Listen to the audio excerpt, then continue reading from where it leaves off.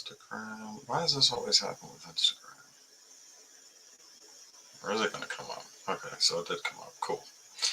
Cool. We will leave that open.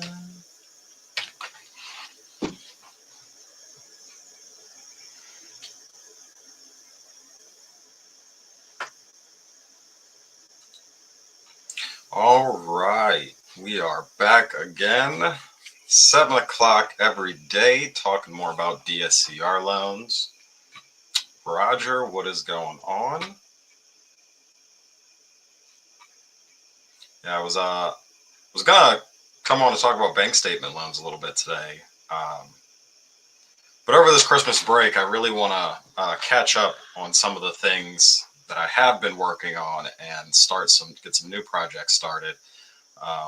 So my focus has been literally on one task, and I got a late start this morning, and so kind of sat around, made breakfast. I didn't really sit around, but then I dived into some spreadsheets all day, and I'm still not done. Pretty close. Probably got about 2, maybe 2.5 solid hours of work left in that department, and then we're going to switch gears. I think tomorrow my focus is going to be, I got more content to script. So, yeah, scripting content is going to be the game plan for tomorrow. So that's what we're working on. Thought I'd share a little quick news topic about the Federal Reserve interest rate policies. Pretty simple. We all know rates are fluctuating, inflation and all. And everybody's very curious about rates. So, higher borrowing costs have increased interest rates and raised the cost of loans, including mortgages, obviously. Business financing, DSCR loans, all loans are pretty much affected by the increase. If you using tools like private money might be an option if those rates are a little too high for you. And if you're looking for private money lenders, get out to some of your networking groups. Go to like meetup.com. You can definitely find some in your area there. And don't focus on, hey, bring me some money or can you give me some money? Focus on, building that relationship, maybe asking that person for some advice. And you'll probably get some cash that way instead of going out searching for it. You'll find somebody who will look at your deal and go, wow, this looks pretty good. I want to lend on it. So these rates definitely created a little bit of uncertainty. I think, from the most part, I've heard that everybody's kind of waiting until January, February to see what happens. I had someone talking to me about a DSCR they wanted to do in Maryland, but they really wanted to wait for the rates to drop. So they're sitting back till about January or February, kind of see what happens there. So it should be interesting.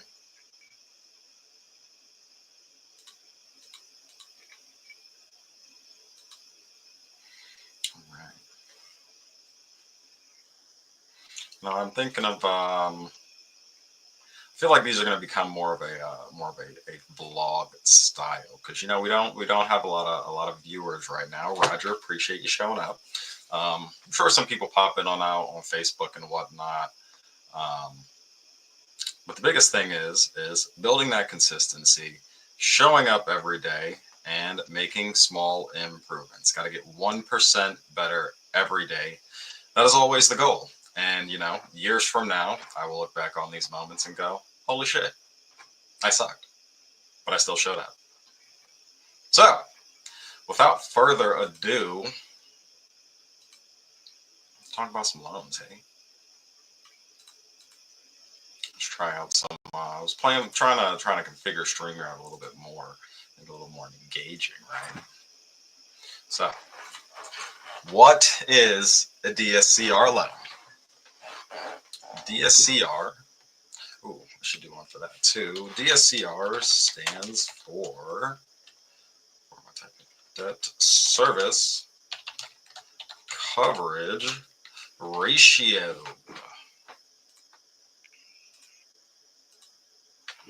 DSCR is a debt service coverage ratio. It qualifies based on that property's income, not your personal income. This is great for a lot of reasons. If you are a self-employed person, you have a job with variable income, this is going to be a loan that could be very useful for you because you don't have that bankability. Um, that will let you qualify for something a little more conventional, something like a conventional loan or an FHA, VA, that sort of thing. But along with DSCR loans and other type of investment lending, you can look at bank statement loans. Bank statement loans usually look at about 12 to 24 months of bank statements, and so over that period, they'll look at your deposits, right, and then they'll add them up, and they will divide by however many months of bank statements that they looked at. So if they looked at 12, they'll add everything up, divide by 12. Same deal with 24. So that's how those loans qualify you.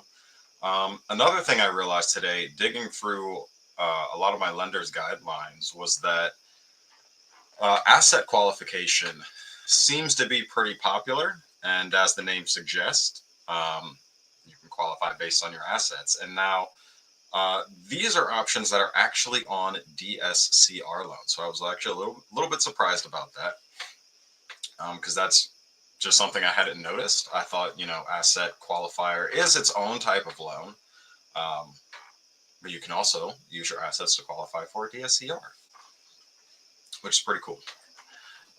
So DSCR, being that it's a debt service coverage ratio, is going to be calculated with your principal, interest, taxes, insurance, and any association fee. So basically that's anything you're paying on a mortgage. If you're a homeowner, if you're renting, you probably have a similar idea. But that is your PITI, PITIA, any association fees, divided by your debt, and that's going to give you that DSCR ratio. Okay, so when you're looking to calculate that DSCR, some lenders use your gross operating income. Some lenders use your net operating income. So your gross operating income is that money that you're bringing in. That's, before you subtract out any operating expenses, that's what you're bringing in. Total, that's your gross profit. Then you're going to subtract out your operating expenses. That's going to give you your net operating income. If you want to be on the conservative side, also something I realized going through my list today was that a lot of lenders are looking at the gross. So it might help to actually use your net and be a little more conservative. That way, when it comes to underwriting on both sides, you won't be surprised about anything.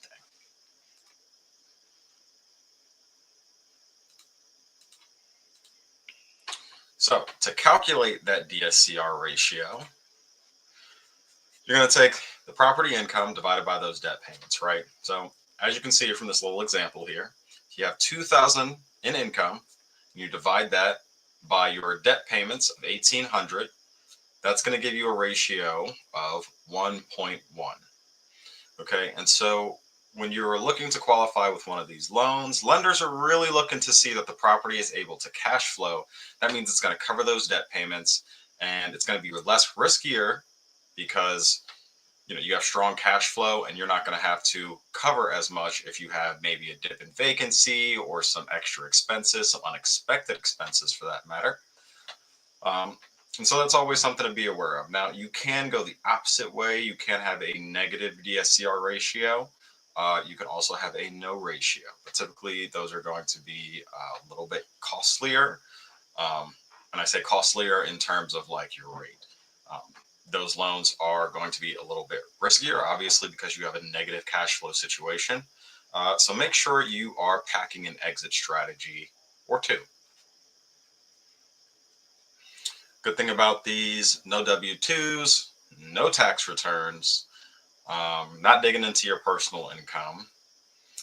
I feel like I saw something I wanted to mention about, or I guess we'll get to that when we talk a little bit about those down payments. Well, DSCRs, a lot of them are typically the same, and that's being about 80% loan to value on a purchase. So purchases in rate and terms, which is a refinance without pulling any cash out. Those are typically going to be around 80%.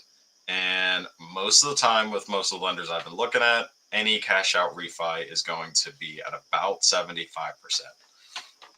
The good thing with cash out refis for a lot of these lenders is if you are your cash out proceeds, excuse me, can actually count towards your down payment and your uh, reserve cost, reserve funds, I should say. Because reserves aren't going to cost you. Well, they are going to cost you, but I mean, technically.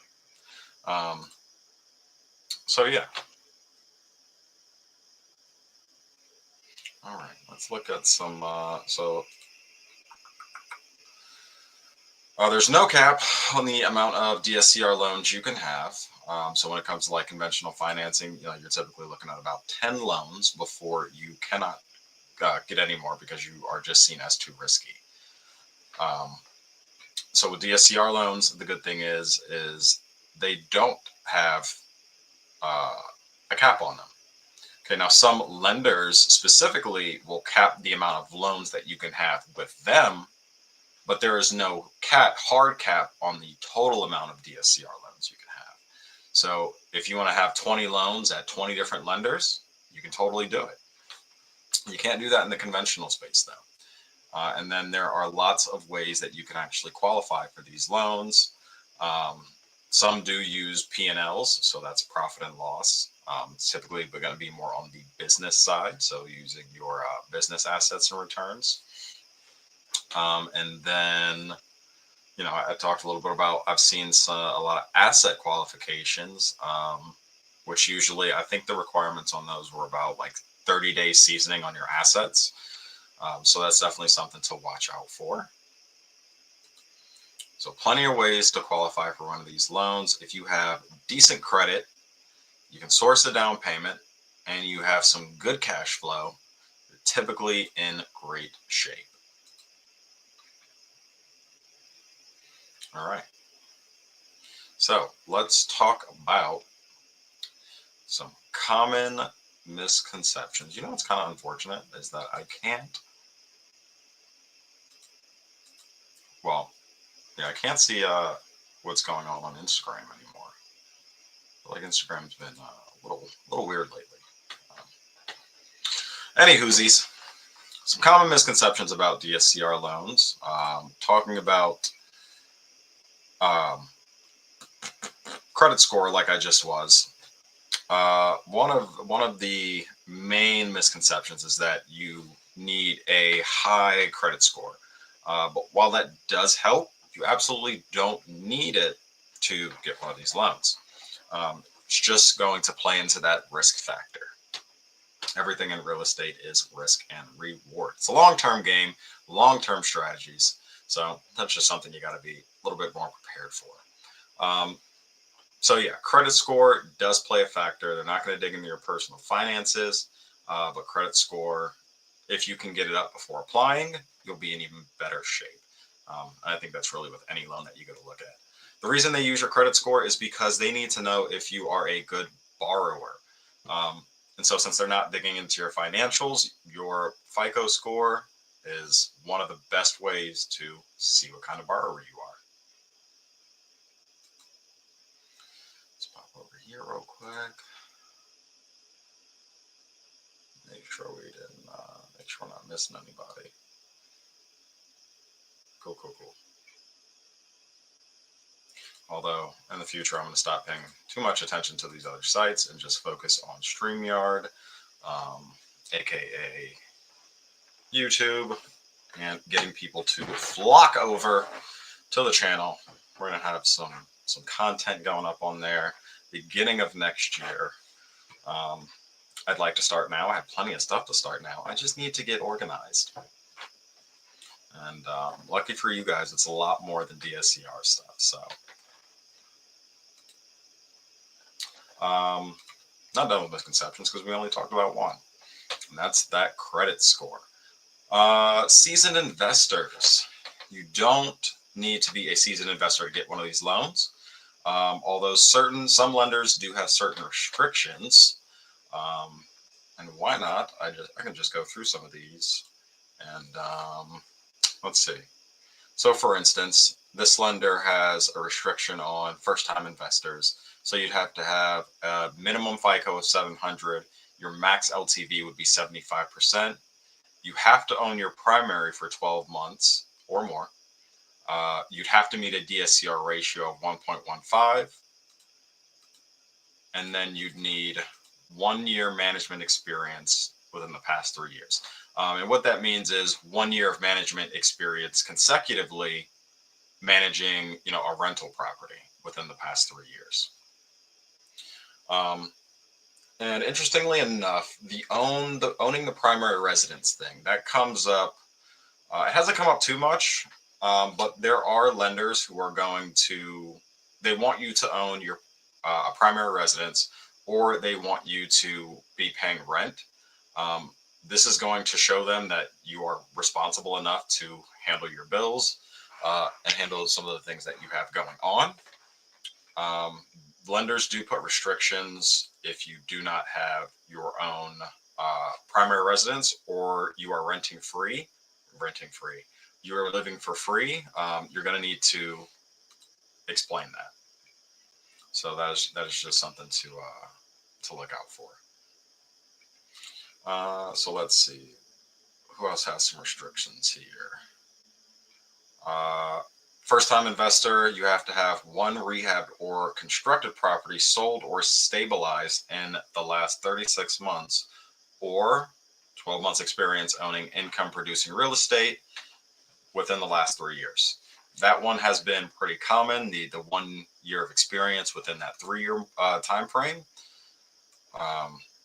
There's another LTV reduction, another addition to owning your primary residence, FICO requirements, seasoning requirements, and then of course you might be restricted by your loan type.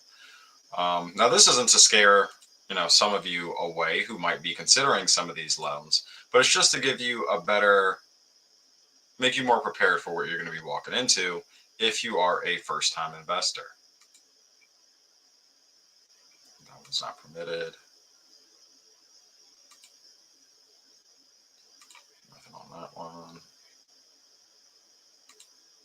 Yeah. Okay. So, you get the gist. First-time investors, you can still buy one of those. First-time home buyers might have some more restrictions. If you're living rent-free, you're probably going to need to explain that to the lender. And so if you have your own property, you're definitely in great shape. If you are renting, you're definitely in great shape. Just show some responsibility. Let's see. We were talking about myths. Got sidetracked. I was talking about credit scores. Seasoned investors. That's where we were just at. DSCR loans do not include Reno cost. Okay, so if you're handling the Burr method, you may be working with hard money. You can use a DSCR loan to refinance out of that hard money after you put that work in. But a DSCR itself will not be including those rehab funds. So that's something that you're going to need to plan in advance, and then just be aware of those seasoning requirements. Another thing that I've been forgetting to mention is that if you decide to flip a property and then you're like, I'm going to go list it on the MLS, the multi-listing service, for those of you who may not know. You list it on the MLS, and for whatever reason, it can't sell. Well, some lenders have a restriction. If you were to go, okay, well, this isn't selling. Let me try to put a DSCR loan on it. Other loans might have this restriction. Obviously, I've been digging a lot into DSCR, so that's what I'm using for this example. But if you have that property on the NMLS and you pull it down, you might have to wait 6 months before a lender will let you put a program on it. And so that's another seasoning time that you have to look out for. So typically those seasoning times are going to be, when you're looking at like a cash out situation or you're trying to refinance, get a rate and term. Um, but that MLS requirement kind of adds a new aspect to it of, if you pull that property off the MLS, you're going to have to wait 6 months, potentially, depending on what lenders you use. I also encountered some lenders that if you are purchasing, they want to make sure that that property is not listed for sale, which is kind of interesting. All right. So let's talk about some ways to maximize success with these DSCR loans. Already talked a little bit about those creative pairings using hard money, using the BRRRR method. You can also do 1031 exchanges, and that's where you sell your property. You have this windfall of cash, but now you need to get rid of it in X amount of time before you get taxed on it. And so you can use those funds to purchase more properties, particularly of the DSCR sort.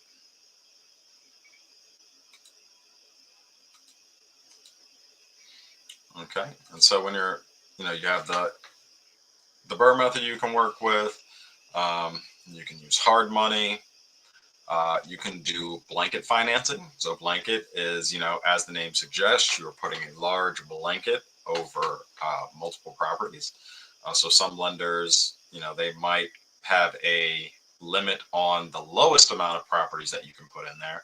And then, of course, they'll have a maximum that they'll allow on there. I believe I came across one lender who actually, the minimum is like 5 and the maximum is unlimited. But what that's going to do is it's going to help you leverage some more borrowing power. And so you'll be able to put all of those loans, all of those loans under one loan, consolidate them all. That's going to give you more leverage because you'll be able to use all the properties to gain more borrowing power. The only issue with that is if something happens, you are now putting all your properties at risk. So definitely something that you are going to want to look out for, and just make sure that you have a plan.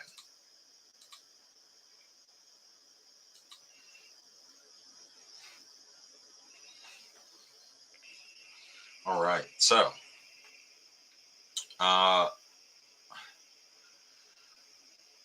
blanket loans. Okay, I should probably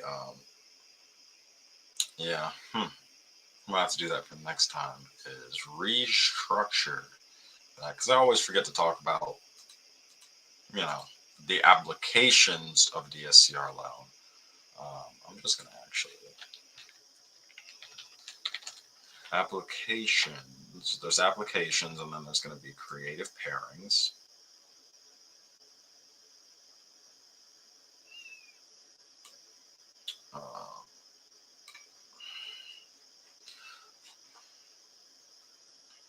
Okay. I'm going to add these two on the same banner, actually.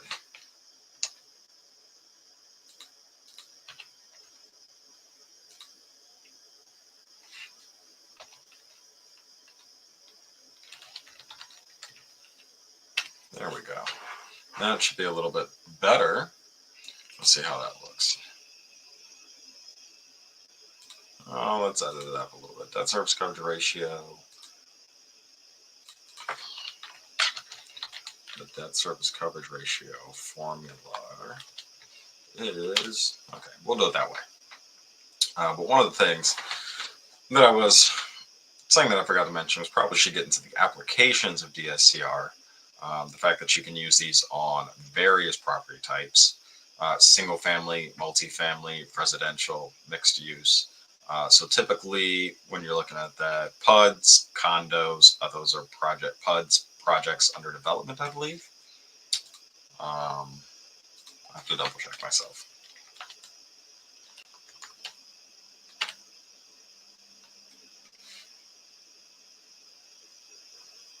Planned unit development. I know it does involve building.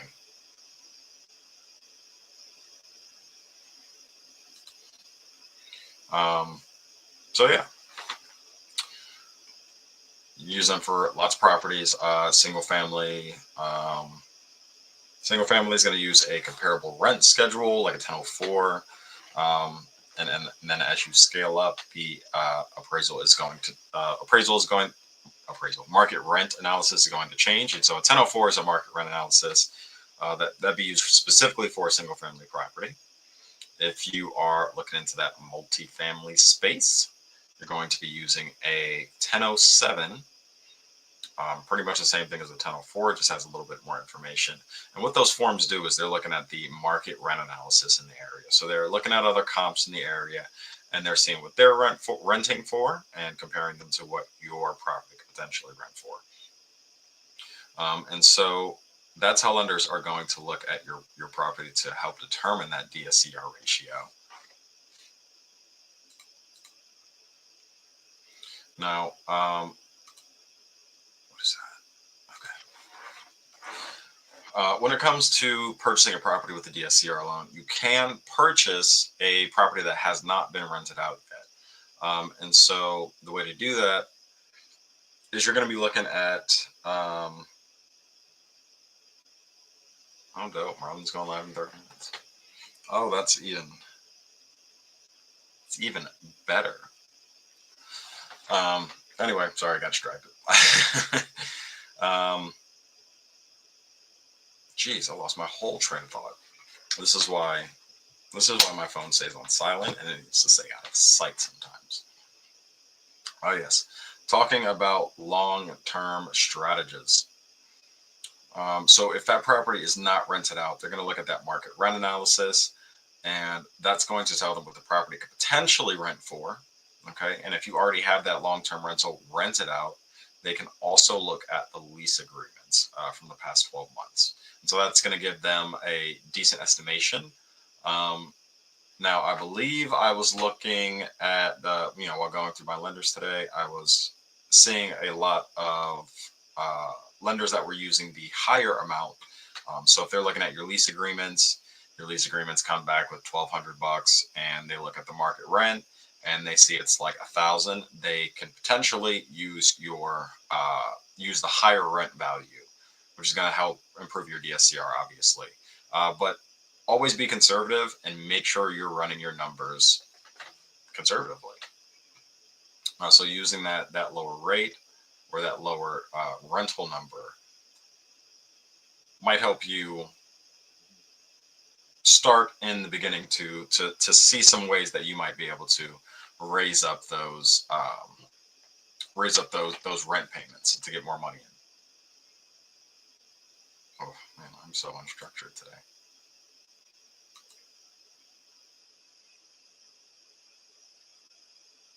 All right.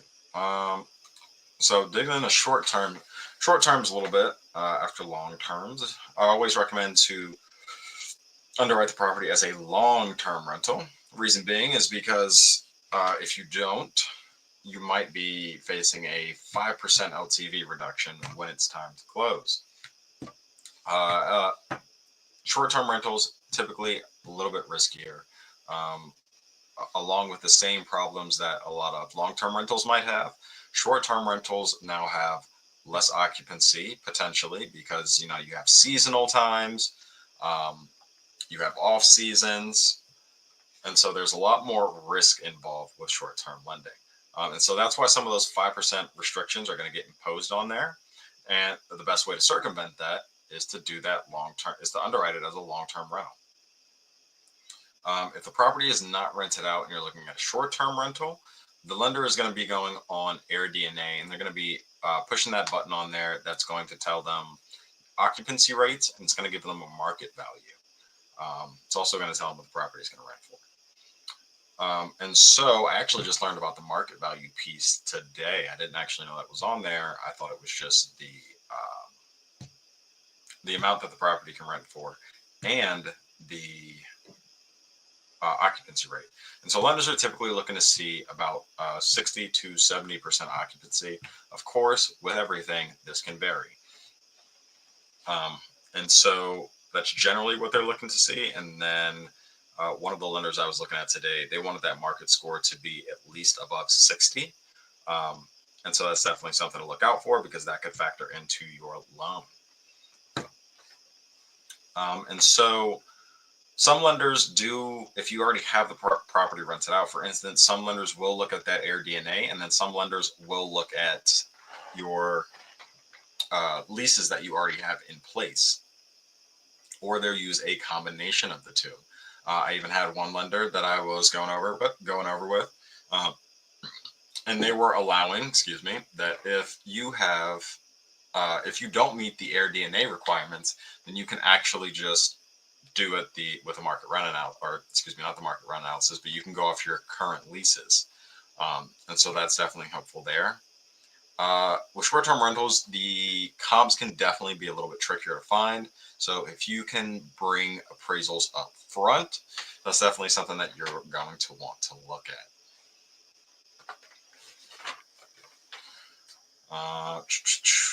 Kind of think that's all I got on short and long term.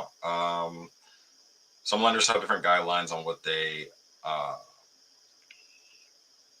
what's the word I'm looking for? What they consider short-term rentals. So, you know, they could be looking at, I saw one that was looking at month to month as short-term.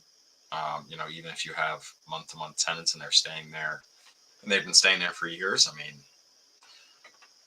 I don't know. Seems a little weird, but that's how they're looking at it. So that's what you got to watch out for to make sure you're staying compliant, especially if that's a lender that you want to work with, because they have, you know, a lot of these lenders have the same 80-20 skit going on, but some of them do have like little nuances to their programs that might make some of them better for others. For instance, one of those things could be gift funds, and that's going to be funds coming from, you know, someone else, but they're not expecting you to pay them back in any way. Some lenders don't require those to be sourced, but a lot of lenders actually do have a stipulation that they want you to have at least 10% to be available in the transaction. So they want you to have some skin in the game. It's not like you can come in and you know, get these gift payments and then, you know, you're hopping into this thing scot-free and you're not going to have to worry about any additional funds. They got to make sure you have some skin in the game. The cool thing is some lenders actually do allow you to use your gift payments for reserves. I think that one's going to be a little more few and far between. I feel like you should always have some reserves on hand when you're going into anything. Typically, a lot of lenders are looking for 3 months minimum, and then, you know, the next requirement, the healthiest requirement is probably about 6 months. The higher that loan amount gets, excuse me, it's probably going to be, you know, a higher reserve requirement on there from what I've noticed. So that's definitely something to keep in mind, because if you're not meeting these reserve requirements, you could be wasting a lot of time. So that's definitely something that you want to let your loan officer or mortgage broker know up front, so they can start working with you to figure out how we can cross that gap, either by using gift funds for a lender who allows that kind of thing with reserves, or finding a lender who has no reserve requirements. So there's a lot of different options here, a lot of different ways to try to get you the investment property that you've been dreaming of. And so the idea is to work together, find a solution to that problem, get you on to your next investment. Some of those models, business models per se, you know, you got pad split. Pad split's becoming pretty popular in some of those larger cities. It is not as prevalent with the lenders yet. And so I've probably heard about 2 lenders that are actually working with pad splits, and the requirements are going to be a bit more stringent. And in that regard, for one of them, for instance, wants to see that you have been running this model for at least 12 months. And that's just going to show a lot of stability to the lender and shows that you know what the heck you're doing. Now, you can also use these on Section 8s. That's, you know, that's going to be a good source because that's guaranteed income. You can also use them for co-living models. Assisted living, not all lenders will allow co-living, assisted living, or Section 8. So again, be wary, something that you need to look out for. There was one that just crossed my mind for a second, and then it disappeared. Let's see, maybe I have a... Nope, they better come back. All right, mixed use properties. If you're looking to get a DSCR to mixed use property, I found a lender who has a pretty solid looking program today. But you can definitely get it on there. You're definitely going to want to have the residential side pulling in, being the larger side of that asset. And then I noticed that some lenders have restrictions. So maybe if you have a 2-3, if you have a 2-unit, maybe you have to have one commercial space, or if you have 4 to 5 units, maybe you have a max of 3 commercial spaces that you can have. That's just an example. But yeah, they can definitely be used on mixed use property. You definitely want to make sure the residential side is going to be the larger portion of that. If the commercial side is bigger, you might want to look into getting a commercial loan, because that just might suit your needs a little better. Could you use a no ratio loan on this? I think you probably could. That's definitely a possibility. It's definitely a situation worth looking into.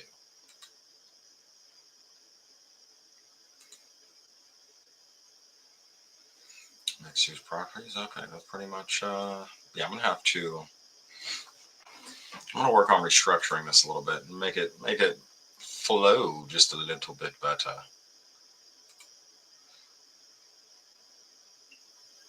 Because right now I definitely do think it's still all over the place just a little bit. But yeah, I want to start mixing some other topics in here tonight. I really do enjoy a lot of the mindset stuff. Being on this journey of real estate, past, God, it's not 2 years, is it? It's definitely not 2 years. Year and a half, a little more. We're just going to call it a year and a half. It's definitely been quite the experience. If you would have told me a year ago I would be sitting here on YouTube, on StreamYard, on a streaming service, back when I didn't even use social media, that I would be sitting here trying to educate people on DSCR loans, and find ways for people to get into more investment properties, find a way to get myself started, I would have probably told you were freaking crazy. But there's a lot that goes into this whole real estate journey, and there's a lot of mindset involved. And it's definitely something that you have to really be prepared for. There's a lot of overwhelm, 100%. Just the other day, I was literally feeling overwhelmed, and I'm so glad that I have found some communities that I can really hop in and jive with. I'm in a couple real estate communities. One of them is fairly large, and there's tons of great people in there. And I missed out on a lot of connections when I first joined because I wasn't networking as I should have. But now I'm kind of taking the opportunity to fix that, doing a lot of networking and whatnot. And really, you learn so much from just hearing other people's perspectives. And so, in my times of overwhelmingness, I'm really glad that I found a group of people in these smaller communities that I'm able to interact with and get some one-on-one, have those accountability partners, holding my feet to the fire, watching my growth, and being there, when they see me start slipping up, like, hey, dude, the hell are you doing? Because going at it alone, it's ain't gonna be great. I'll tell you that. You can do it. You can do it. It's probably going to be closer to like reinventing the wheel, because these things certainly take time. And I think the biggest lesson that I'm currently learning is to get around, not that not that I didn't hear this in the beginning and realize that I had to do it at some point, but the fact that getting into it now and actually getting around those people who are where I want to be or on a similar path of where my focus is in this current moment, um, just getting that clarity and that focus has definitely really helped. I think I've made some great strides in the past 3 months or so, um, regardless of outcomes. And that's another thing that I just had to take in was that it's not all about the outcome. It's about the journey. It's about the progress in the middle, um, which is one of the reasons I really like that flag. um, because it's like that show's been going on for years and years and years. It's like 20 years old at this point, right? I remember watching it when I was a kid, and there wasn't thousands and thousands of episodes, but now there 100% is. And the best part about that is like I used to find myself watching it sometimes and being like, okay, well, like, okay, he's in this fight, and there's 1,000 more episodes, so like he's not going to lose, you know. But just because you know that the main character is going to beat the struggle, you still want to see how it happens. You still want to see the progress, and I think that's what's taken me a very long time to realize in my own life is that the progress is what actually matters, and not always the end result.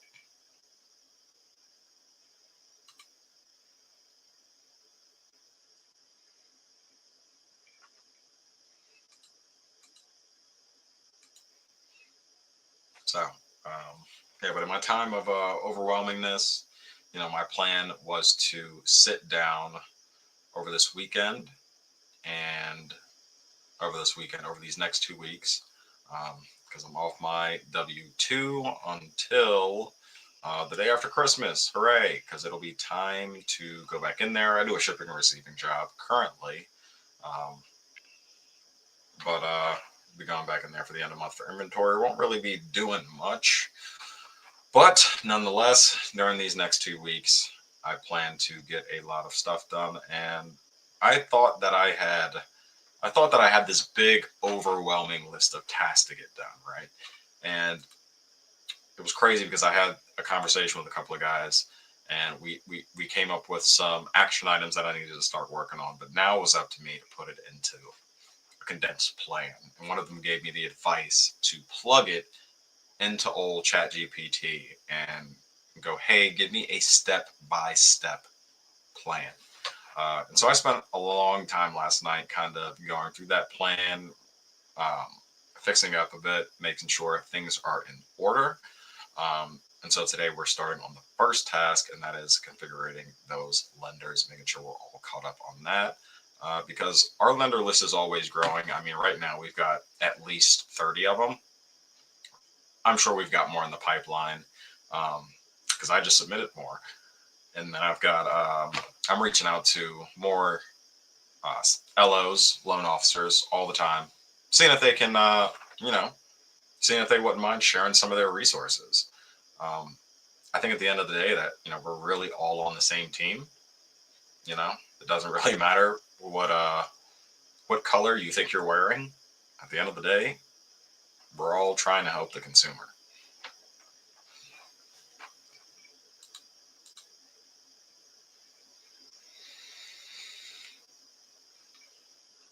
And that's definitely another thing that I'm taking in strides is learning to expand on that circle of influence, expand on the people that I am reaching out to. And instead of, focusing on building so many new connections, focus on rebuilding or continuing to build some of the connections that I already have now, because that is most important. I've definitely been a disconnected person in my previous life. We're in probably Gen 1 point. I think we're in Gen 2. I think we're in season 2. If I'm gonna be honest, I think I'm about season 2. Um, Definitely an upgrade from where I was, and definitely feel a metamorphosis of sorts. I definitely don't think I could go back to the way I was previously living. And I don't think I would want to, even if I could, because there was nothing back there. And I was living in this place where I was like, okay, um, I always said that I wanted the life I was living, but then I got it, and I was like, well, this is shit. This ain't great. And so began my drive to change things slowly. But it's hard to work from a place of comfortability because there's nothing really forcing you to get out of that comfort zone. Um, you know, I think the path ahead is much harder from comfortability than being at rock bottom, because at rock bottom there's only one way to go. That's not true. You could probably dig yourself deeper into a hole, um, but again, you can only go out. Eventually, that hole, you're gonna dig deep enough to where you come up somewhere.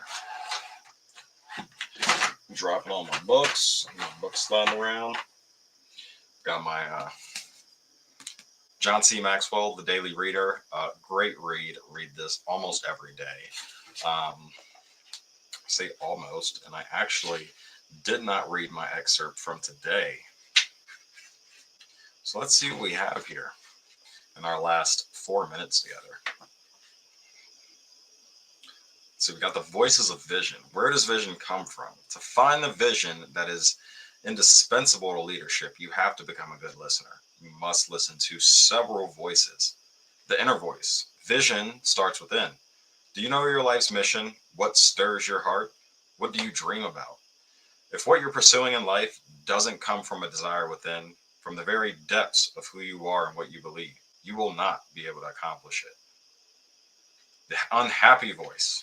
Where does inspiration for great ideas come from? From noticing what doesn't work. Discontent with the status quo is a great catalyst for vision. Are you on complacent cruise control? Or do you find yourself itching to change the world? No great leader in history has fought to prevent change. The successful voice. Nobody can accomplish great things alone. To fulfill a big vision, you need a good team, but you also need good advice from someone who is ahead of you in their leadership journey. I'm getting some of that experience now. If you want to lead others to greatness, find a mentor. Do you have an advisor who can help you sharpen your vision? The higher voice. Although it's true that your vision must come from within, you shouldn't let it be confined by your limited capabilities. A truly valuable vision must have God in it. Only he knows your full capabilities. Have you looked beyond yourself, even beyond your own lifetime, as you've sought your vision? If not, you may be missing your true potential and life's best for you. Make sure your vision contains all that it must for you to reach your potential. I think this was a pretty good one. So let's run through it a little bit. Where does this vision come from? To find the vision that is indispensable to leadership, you have to become a good listener. You must listen to several voices. So you're going to listen to these inner voices. And listening is not as easy as it seems, because as I've heard many, many times, we don't really need to be told more than we don't need to be told more than we need to be reminded. You can hear the same lesson 100 times, but until someone else says it just the right way, in just the right tone of voice, with just the right pitch, with just the right bravado, it's not going to click for you. There are things that I've probably heard dozens and dozens of times, and then finally one day I'm like, wow, so that's what that means. And I'm like, why didn't I figure that out 6 months ago? But that's just part of the game. That is just part of growing. That inner voice, that vision that starts within. Your life's mission, stirring your heart, your dreams. If what you're pursuing in life doesn't come from within, from the very depths of who you are and what you believe, you will not be able to accomplish it. I feel that because when I first started getting into real estate, I don't think I was pursuing my goal. I think I was pursuing the vision for someone else. And trying to say that was my own vision, but at the end of the day, it really wasn't. I think now more than ever, every day my vision becomes that much clearer because I am on a path towards greatness. That unhappy voice, Where does inspiration for great ideas come from? From noticing what doesn't work. You have to figure out what doesn't work before you can figure out what is going to work. You have to find all the things that you don't like doing to find the things that you like doing. So if you go out and you try a bunch of different shit, you'll probably find some things you don't like, but you'll probably find a lot of things that you do like. If you're discontent with the status quo is a great catalyst for vision. Are you complacent? Are you on complacent cruise control? Or do you find yourself itching to change the world? No great leader in history has fought to prevent change. I mean, change is absolutely inevitable. Discontent with the status quo is a great catalyst for vision. I absolutely think so. I was sitting at my W-2 probably for about 5 years, and I was absolutely bored as hell. I tried several different things, considered several different paths, but ultimately, luckily, had an awful experience with a landlord, and that catapulted me to where I am now. So I'm grateful for the experience that have pushed me to this point. The successful voice. Nobody can accomplish great things alone. To fulfill a big vision, you need a good team, but you also need good advice from someone who is ahead of you in their leadership journey. If you want to lead others to greatness, find a mentor. Do you have an advisor who can help you sharpen your vision? I don't think there's going to be anything in anybody's life that they did alone. You didn't get here alone. You won't leave. Well, you might leave here alone. But in some way or another, someone has contributed to your life, to your successes, maybe to your failures. And so there's never anything that's going to be done alone. The best advice in there is literally getting a mentor, getting around those people, getting that campfire effect. And for those of you who may not know what that is, that's surrounding yours. If you want to be a chef, go hang out with chefs. If you want to be a plumber, go hang out with plumbers. Get in there, talk the talk, walk the walk, dress how they dress, fit in with them, learn the lingo, and surround yourself with people who are doing what you want to do and who are where you want to be. Surround yourself with the people who have that life experience, who can really show you and guide you. I mean, I was, the whole mentor coaching thing is, pretty new to me still. There was one coach that I really wanted to participate in their program, but at the end of the day, I realized that I couldn't get in there, and it was a good time for that because once that door closed, another one opened, and guess what? This door was more aligned with where I want to go. And so right now, we're putting that other on the back burner. We're still going to get there, but right now we are focusing on our lane, and that is that DSCR lane right there. Yep. Funding it in rain. That higher voice, although it's true that your vision must come from within, you shouldn't let it be confined by your limited capabilities. A truly valuable vision must have God in it. Only He knows your full capabilities. Have you looked beyond yourself, even beyond your lifetime, as you've sought your vision? If not, you may be missing your true potential and life's best for you. Now, if anybody's taking offense to the religion, well, that's kind of your problem. I believe in a higher power. I think a truly valuable vision probably should transcend space and time. I mean, I took a trip to Universal the other week, and one of the things that really crossed my mind was like looking at this Dr. Seuss ride. And I mean, I don't know when Dr. Seuss passed away or the gentleman who wrote the books. But like he built something that transcended time. Like for years, for generations to come, people are still going to be looking at his works and enjoying the things that he's created. And I think that's something that we can all try to strive for, is to create something that is much, much larger than ourselves, something that is going to last for decades. And so that's a lot more complicated than it sounds. And some of us might not find what it is that we're looking for in our lifetime. But I think I think you just have to stay on the path and keep going. Just don't give in. Find your dream, find your focus, find your lane, and stick to it. Focus. Follow one course until successful. Be surprised how much more you can get done when you got some focus. Um, but yeah, that's about it. I might start adding some more mindset stuff in here. This is probably going to become a little bit of more of reflection for me after I talk a little bit about loans and whatnot, and the things that I'm working on daily. Um, so wherever you're watching, if you found value in this, share it with a friend. Drop your questions in the comments. If you're on YouTube, if you're watching on Facebook, I'm sure I'll get around to check those at some point. You can scan that QR code. What? We'll get it. That one. Yep. Scan that one right there. That'll take you to my Instagram. I check that one the most frequently. And yeah, hope you got some value today.